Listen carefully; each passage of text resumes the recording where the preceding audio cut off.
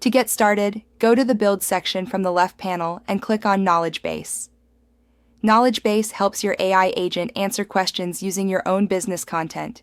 Create a new knowledge base. Give it a clear and identifiable name.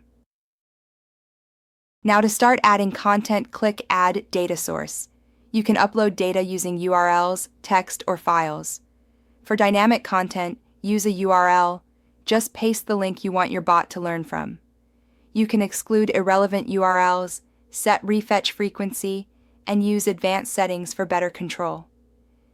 You can also paste the most important web pages and set refresh frequency with advanced settings as needed. Once added, WotNot starts processing the website content.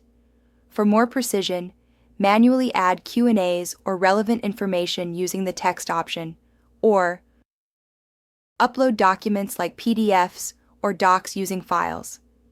Your content is processed and trained in the background. Once training is complete, your knowledge base is ready to be used.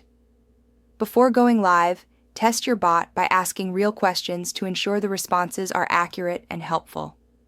You can edit, delete, or resync content anytime. And that's how you build a knowledge base in WotNot. Explore the feature, test your AI agent, and make your conversation smarter.